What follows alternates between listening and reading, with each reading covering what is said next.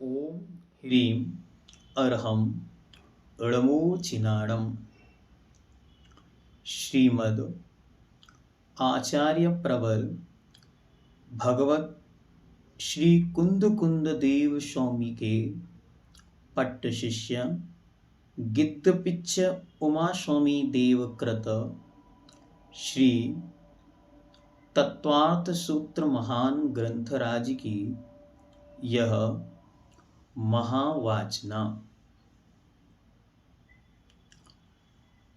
पिछली कक्षा में हमने मंगलाचरण और 8 सूत्रों को देखा। आइए उनका सामान्य रिवीजन करके फिर हम आगे बढ़ते हैं। मोक्ष मार्गस्य नेतारम भेतारम कर्म भूभृताम ज्ञातारम विश्वतत्त्वानां वंदे तद्गुण लब्धये। मोक्ष मार्ग के नेता को कर्म रूपी पर्वतों के भेदन करने वालों को संपूर्ण विश्व तत्व के ज्ञाता को वंदे नमस्कार करता हूँ उनके गुणों की प्राप्ति के लिए। सम्यक् दर्शन ज्ञान चारित्राणि मोक्ष मार्गः। सम्यक् दर्शन, सम्यक् ज्ञान, सम्यक् चारित्र की एकता का नाम मोक्ष मार्ग है। तत्वार्थ श्रद्धानम सम्यक् दर्शनम, तत्वों के अर्थ अर्थात प्रयोजन का श्रद्धान करना सम्यक दर्शन है। तत्व और पदार्थों के श्रद्धान का नाम सम्यक दर्शन है। तन्निसर्गादि गमात्वा, तत्मतलब वह सम्यक दर्शन निसर्गात स्वभाव से, अधिगमात पर उपदेश से व अथवा होता है। जीव अजीव आश्रव वंद संबर निर्जरा मोक्षास्तत्वम्। जीव अजीव आश्रव वंध संबर निर्जरा और मोक्ष ये 7 तत्व हैं। नाम स्थापना द्रव्य भाव तस्तन्यासः। नाम स्थापना द्रव्य भाव ये न्यास अर्थात लोक व्यवहार निक्षेप हैं। इनके द्वारा लोक व्यवहार होता है। न्यास शब्द का पर्यायवाची ही निक्षेप है, जिसका अर्थ है लोक व्यवहार। प्रमाण नयैरधिगमः, प्रमाण और नयों के द्वारा अधिगम अर्थात ज्ञान होता है। निर्देश स्वामित्व साधनाधिकरण स्थिति विधानतः। निर्देश स्वामित्व साधन अधिकरण स्थिति और विधान। निर्देश मतलब नाम, स्वरूप, स्वामित्व मतलब स्वामी, अधिकरण मतलब उत्पत्ति का कारण, साधन मतलब का उत्पत्ति का कारण, अधिकरण मतलब आधार, स्थिति मतलब टाइम पीरियड और विधान मतलब भेद। इनके द्वारा भी वस्तु का ज्ञान होता है। सत संख्या क्षेत्र स्पर्शन कालांतर भावाल्प बहुत्वैश्च। सत मतलब निर्देश, नाम, स्वरूप, लक्षण का कथन करना। संख्या मतलब भेद, गिनती, गणना। क्षेत्र मतलब वर्तमान निवास स्थान। स्पर्शन अर्थात तीनों काल संबंधी उस वस्तु का जहाँ जहाँ वह गया है अथवा जा सकती है वह बतलाना। काल अर्थात समय, टाइम। अंतर मतलब गैप। अल्प भाव, भाव मतलब परिणाम। अल्प बहुत्व अर्थात कंपैरेटिव स्टडी, उसको कंपैरिजन करके समझना। अल्प बहुत्व, अल्प मतलब कम, बहुत्व मतलब ज़्यादा। इस तरीके से यह आपको 8 प्रकार का अनियोग द्वार कहा। इसे कहते हैं अनियोग द्वार। इनके माध्यम से वस्तु का बोध होता है, वस्तु की जानकारी मिलती है। हम और आप भी जितना कुछ पढ़ते लिखते समझते हैं, इन सब के आधार से ही वह होता है। आइए, यहाँ तक आचार्य महाराज ने सम्यक दर्शन की चर्चा की। अब सम्यक ज्ञान प्रारंभ होता है। सबसे पहले ज्ञान। ज्ञान क्या है?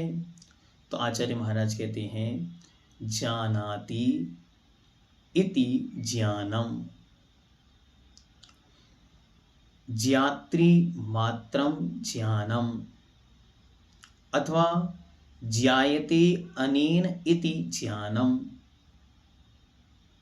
मतलब यह, जिसके द्वारा जाना जाए, जो जानता है, अथवा जानना मात्र ही ज्ञान है। और वह ज्ञान सम्यक ज्ञान कब होता है? जब सम्यक्त की उपलब्धि होती है। मतलब किसी जीव को जब सम्यक दर्शन प्राप्त होता है तो उसके पास जितना ज्ञान होता है वो सारा का सारा ज्ञान सम्यक ज्ञान हो जाता है। अच्छी तरह समझना। कोई जीव बहुत सारे ग्रंथों को पढ़ा हुआ है, लेकिन उसे सम्यक दर्शन नहीं हुआ, तो उसका संपूर्ण ज्ञान अज्ञान, मिथ्या ज्ञान या कुज्ञान कहलाएगा। और जैसे ही उस जीव को सम्यक दर्शन होगा, उसका सारा ज्ञान सम्यक ज्ञान हो जाएगा। वैसे ही कोई व्यक्ति है जिसे छोटा आ बड़ा आ भी नहीं आता, अनार का आ आम का, लेकिन अगर उसकी श्रद्धा समीचीन होगी तो अब वो जो भी जानेगा वो सब कुछ सम्यक ज्ञान हो जाएगा। इसलिए सम्यक ज्ञान का अर्थ बहुत सारी किताबों का पढ़ना नहीं है। सम्यक ज्ञान का अर्थ है सच्ची श्रद्धा के साथ होने वाला ज्ञान। ठीक है? तो जो सम्यक ज्ञान है वो कौन सा है, कौन कौन है, इसको यहाँ पे बतला रहे हैं। सूत्र नंबर 9, मति सुतावधि मनः पर्यय केवलानि ज्ञानम। मति सुतावधि मनः पर्यय केवलानि ज्ञानम। मति सुतावधि मनः पर्यय केवलानि ज्ञानम। मति, श्रुत, अवधि, मनः पर्यय और केवल, ये 5 ज्ञान हैं, अथवा ये 5 सम्यक ज्ञान हैं। मति, श्रुत, अवधि, मनः पर्यय और केवल, ये 5 ज्ञान हैं। अब इन 5 ज्ञानों को अच्छी तरह समझें। सबसे पहले मति ज्ञान। मति ज्ञान क्या है? इंद्रिय और मन की सहायता से होने वाले ज्ञान को मति ज्ञान कहते हैं। अच्छी तरह क्लिक करना। इंद्रिय और मन की सहायता से उत्पन्न होने वाले ज्ञान को या होने वाले ज्ञान को मति ज्ञान कहते हैं। ये मति ज्ञान तीनों लोकों के पहले गुण स्थान से लेकर 12वें गुण स्थान तक स्थित चारों गतियों के जीवों के पास पाया जाता है। ये मति ज्ञान जिनके पास जितनी इंद्रियां हैं उन इंद्रियों से उत्पन्न होता है, और जिनके पास मन है उनके इंद्रिय प्लस मन से उत्पन्न होता है। इसमें बहुत सारे लोग कंफ्यूज्ड हो जाते हैं कि इंद्रिय और मन से उत्पन्न होता है, तो जिनके पास मन नहीं होगा उनका क्या होगा। इसलिए अच्छी तरह ये ध्यान रखना है कि जिनके पास जितनी इंद्रियां हैं उन इंद्रियों से उत्पन्न होता है, और जिन जीवों के पास मन है उनके इंद्रिय प्लस मन से ये ज्ञान होता है। ये ज्ञान बहुत अच्छा ज्ञान है, सामान्य ज्ञान है। जैसे छूकर आपने जाना, या आज बहुत गर्मी है है ना। हाँ, आज बहुत गर्मी है, ऐसा हमने जाना। तो ये क्या है? यह है स्पर्शन जन्य मति ज्ञान। मतलब स्पर्शन इंद्रिय से उत्पन्न होने वाला मति ज्ञान। अब जिनके पास केवल स्पर्शन नाम की इंद्रिय है, मानो पेड़ है एक इंद्रिय में, जो भी है पृथ्वी, जल, अग्नि, वायु, वनस्पति, तो इन सबके ये वाला ज्ञान होता है। अब आहा, क्या मिठास है, किसकी? रसगुल्ले की। तो ये क्या किसने जाना? ये जाना आपकी रसना ने। ये हो गया रसना इंद्रिय जन्य मति ज्ञान। रसना इंद्रिय से उत्पन्न होने वाला मति ज्ञान। ये किन के होता है? तो ये एक इंद्रिय और दो इंद्रिय जीवों से तक, एक इंद्रिय जीव को नहीं होता। ये दो इंद्रियों से शुरू होता है और आगे के सब जीवों के होता है। ठीक। फिर आहा, क्या महक है, किसकी महक है? यह महक है चंदन के इत्र की। अब ये कहाँ से आई? ये आ रही है आपको घ्राण इंद्रिय से। तो घ्राण इंद्रिय जन्य मति ज्ञान, नाक से उत्पन्न होने वाला मति ज्ञान। अब जो तीन इंद्रिय जीव हैं, चींटी कैसे जानती है कहाँ शक्कर है, कहाँ नमक है? वो इसके माध्यम से जानती। ये उसके तीन इंद्रिय से शुरू होगा। तीन इंद्रिय, चार इंद्रियों, पंच इंद्रिय जीवों के होता है। आगे, आहा, क्या दृश्य है, काय का दृश्य है? कुल्लू मनाली का। और घूमने गया तो पर्वत देख के कह रहा है ये कितना सुंदर दृश्य है। ये दृश्य किसने जाना? ये दृश्य आंखों के माध्यम से आत्मा ने जाना।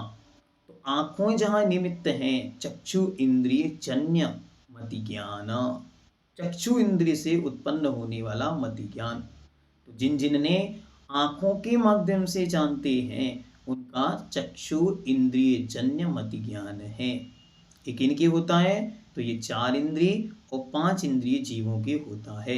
इनसे नीचे वालों के नहीं होता, क्योंकि आंख ही नहीं तो जानेंगे कैसे? ऐसे। और आगे आओ, आहा, क्या संगीत है, आनंद आ गया। संगीत, गीत सुना और आनंद से भर रहा है। ये कर्ण जन्य मति ज्ञान, कान से उत्पन्न होने वाला मति ज्ञान है। और जो हमारे मन में विचार हैं, चिंतन है, सोच है, ये सब मन जन्य मति ज्ञान।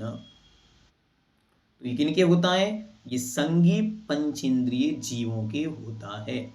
वो भी मनुष्यों में, त्रियंचों में, देवों में और नारकियों में, सब में होता है। क्योंकि मन सबके पाया जाता है, जिनके पाया जाता है। ठीक है, हम एक एक शब्द को बहुत चुन चुन के बोल रहे हैं, क्योंकि हमें पता कहीं आपको कोई चीज पुरानी स्मरण में होगी तो आप उसको गड़बड़ नहीं कर लेना, इसलिए हमने इतना विस्तार किया। वरना मति ज्ञान की डेफिनेशन केवल शॉर्ट में हम आपको बता सकते थे, लेकिन हम उसको विस्तार इसलिए कर रहे हैं क्योंकि आपको हमेशा ये ध्यान रखना है कि पेड़ों के पास भी ज्ञान है। आपको याद रखना है, चींटी के पास, भौरे के पास, मच्छर के पास, बरैया, ततैया, सर्प, गाय, घोड़ा, हाथी, नारकी, देव, मनुष्य, इन सबके पास अपनी अपनी योग्य इंद्रिय जन्य मति ज्ञान है। ये अच्छी तरह फिक्स करना है दिमाग में, क्योंकि एक सूत्र है, आप लिख लें कि तीनों लोकों में, तीनों कालों में जीव कभी भी ज्ञान के बिना नहीं रहता। ज्ञान उसका सदा वहां रहेगा। ठीक है, अब आगे चलते हैं। दूसरे नंबर पर है श्रुत ज्ञान। श्रुत ज्ञान क्या है? मति ज्ञान के द्वारा जाने गए पदार्थ में विशेष जानने का नाम श्रुत ज्ञान है। मति ज्ञान के द्वारा जाने गए पदार्थों के विषय में विशेष जानने का नाम श्रुत ज्ञान है। मति ज्ञान ने जाना, आहा, क्या जाना? केवल सुगंध को जाना। ये किस चीज की है? चंदन की है कि गुलाब की है कि केवड़ा की है कि किसी और वस्तु की है? इसका नाम श्रुत ज्ञान है। इसने इसको छुआ तो छुआ, ये क्या है? ये स्पर्श है, शीत स्पर्श हुआ। ठंडा, ठंडक किस चीज की ठंडक है? बर्फ की है कि हवा की है कि लहर की है कि पानी की है कि हाथ के स्पर्श की है कि पत्थर के स्पर्श की है? इसका नाम है श्रुत ज्ञान। वहां केवल इंद्रिय जन्य विषय उसको मिलेगा, उस विषय के विषय में विशेष जानने का काम श्रुत ज्ञान से होता है। और ये श्रुत ज्ञान और ये मति ज्ञान सब जीवों के पाए जाते हैं। ठीक है? हाँ, अब आप कहोगे कि चींटी में कैसे जाना जाएगा कि श्रुत ज्ञान भी है? तो देखो, उसने यहां से जाना यह नमक है।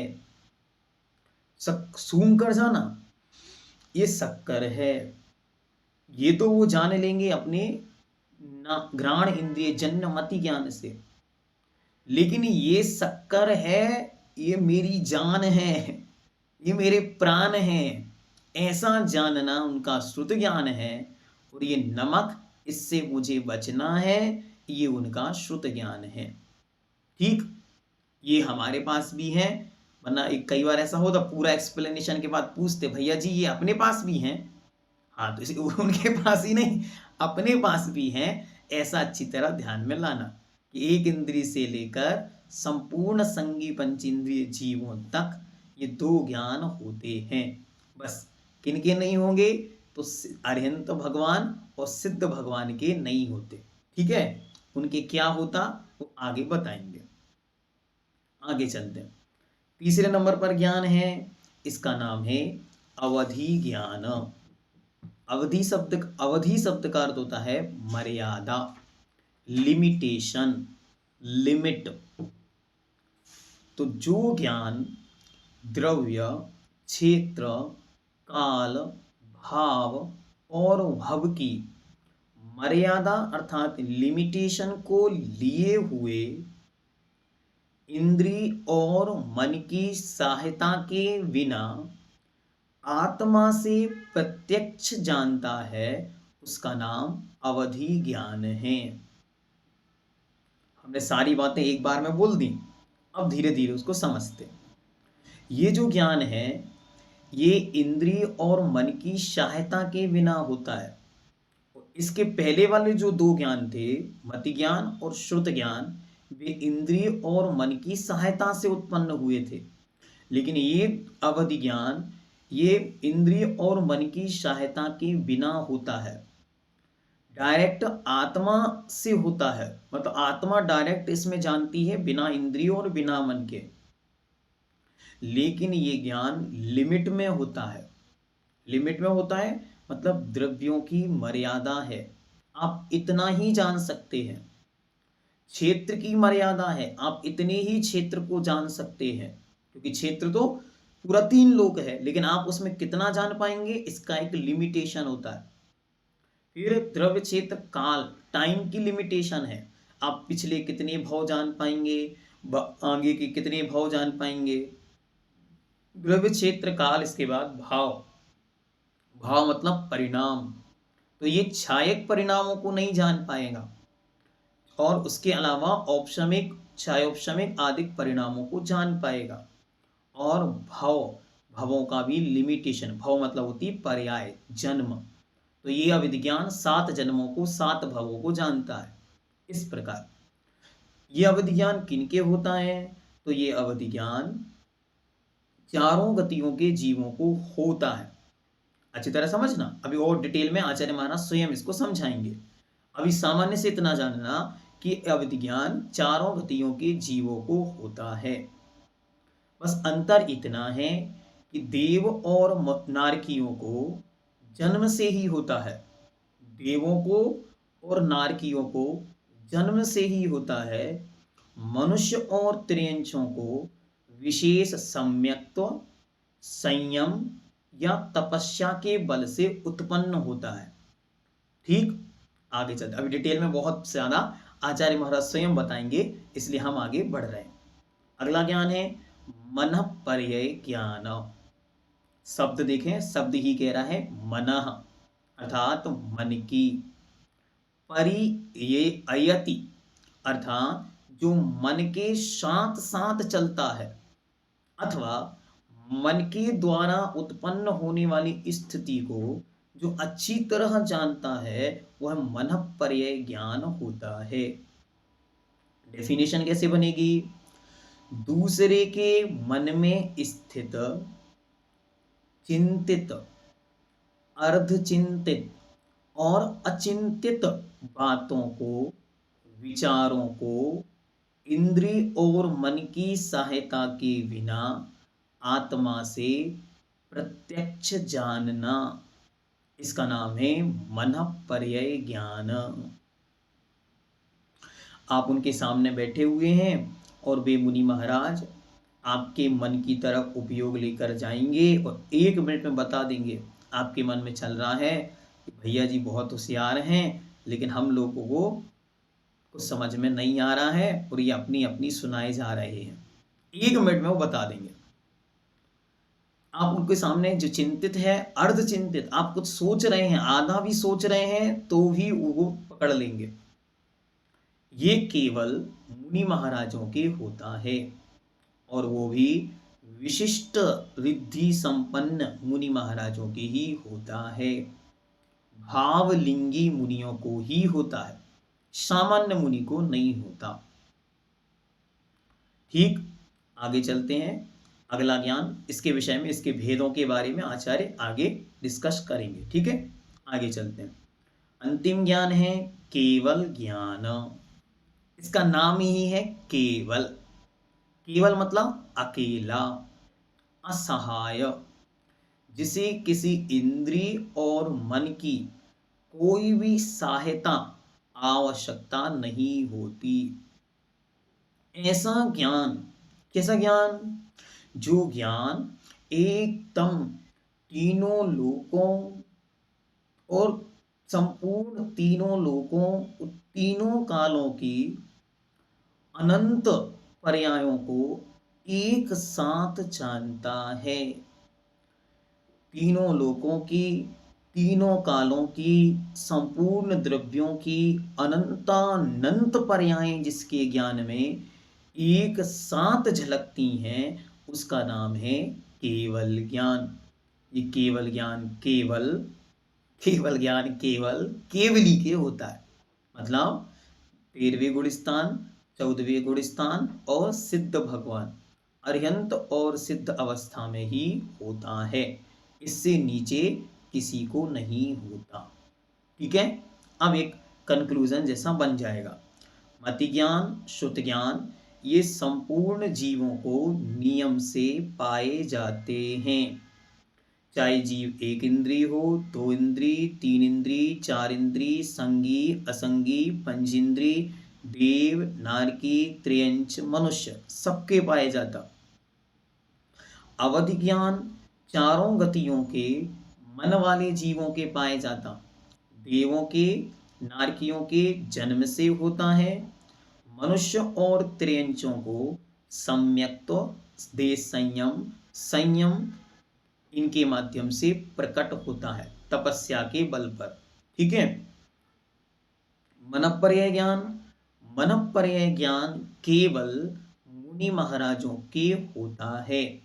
उनमें भी भावलिंगी विशेष रिद्धिधारी मुनियों को होता है, और विशेष टिप्पण पंचम काल में नहीं होता। ठीक, आगे केवल ज्ञान, केवल ज्ञान केवल, केवली अर्थात 13वें गुण स्थान, 14वें गुण स्थान और सिद्ध भगवानों के होता है, और यह भी पंचम काल में नहीं होता। ठीक है, इतना सब कुछ ये ज्ञान की एक सामान्य व्यवस्था, सामान्य चर्चा आपके सामने की गई। आपने क्या जाना? तो मति ज्ञान जो इंद्रिय और मन की सहायता से जानता है। शुद्ध ज्ञान मति ज्ञान के द्वारा जाने गए पदार्थ में विशेष जानना। अवधि ज्ञान अर्थात लिमिट में आत्मा से प्रत्यक्ष जानना। मनःपर्यय ज्ञान दूसरे के मन में स्थित विचार को, वस्तु को जानना। और केवल ज्ञान तीनों लोकों, तीनों कालों के संपूर्ण द्रव्यों की अनंतानंत पर्यायों को एक साथ जानना। ये सब क्या है? ये सब ज्ञान है, ये सब ज्ञान है। अब हमारे पास कौन कौन से ज्ञान हैं? तो वर्तमान में हमारे पास दो ज्ञान हैं, एक मति ज्ञान और एक श्रुत ज्ञान।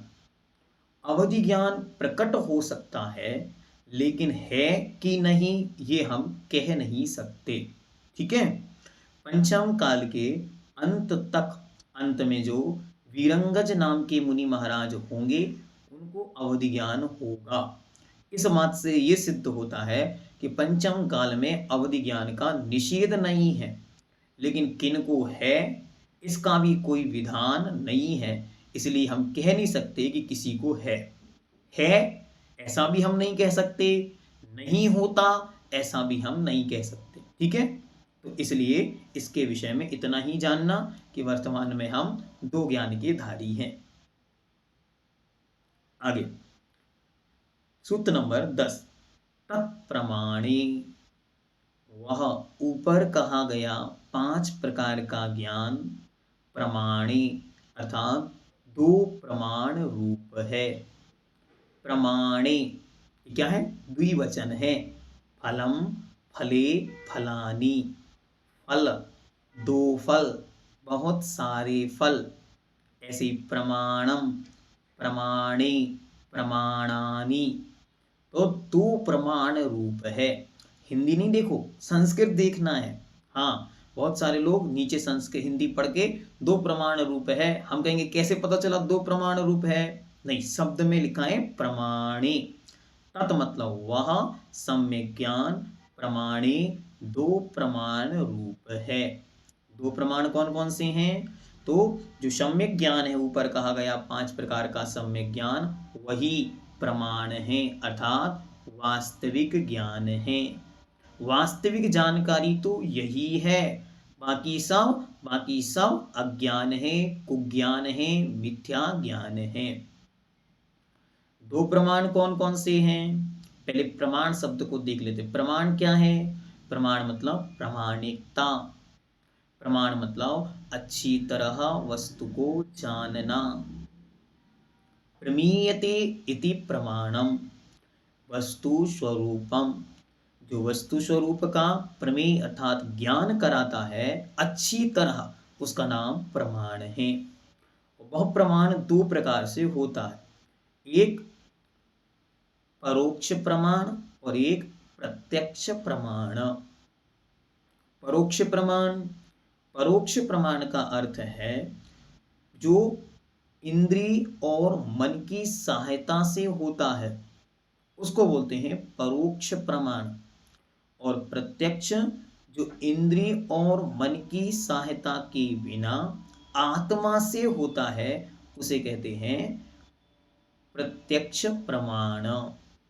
ठीक है, अब इसका थोड़ा सा डिस्कशन आगे दो सूत्रों में आचार्य महाराज करेंगे, तो आइए उसको भी देखते।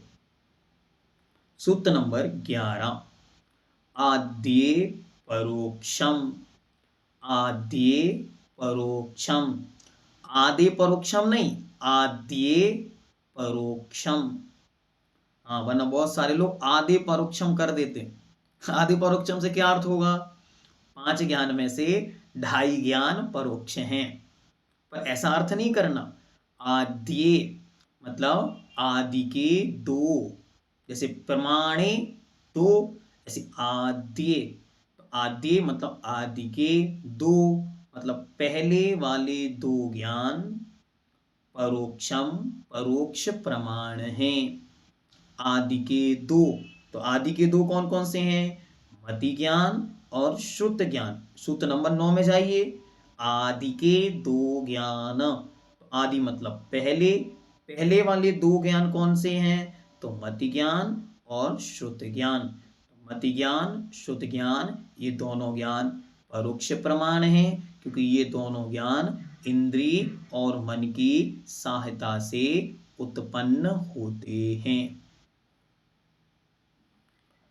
सूत्र नंबर 12, प्रत्यक्ष मन्यत, प्रत्यक्ष मन्यत, प्रत्यक्ष मन्यत। इसका ऑपरेशन करेंगे तो शब्द क्या बनेगा? प्रत्यक्षम अन्यत, प्रत्यक्षम अन्यत। अन्यत मतलब अन्न, बचे हुए। तो बचे हुए कौन कौन से हैं? अवधि ज्ञान, मनःपर्यय ज्ञान और केवल ज्ञान। ये बचे हुए अन्यत, अन्य मतलब अन्य, अन्य जो ज्ञान है वे प्रत्यक्षम प्रत्यक्ष ज्ञान है या प्रत्यक्ष प्रमाण है। ये इंद्रिय और मन की सहायता के बिना आत्मा से होते हैं, इसलिए इनको क्या नाम दिया? प्रत्यक्ष प्रमाण। अब इसमें एक बात विशेष है, वो जानने योग्य है, उसको हम जान लेते हैं।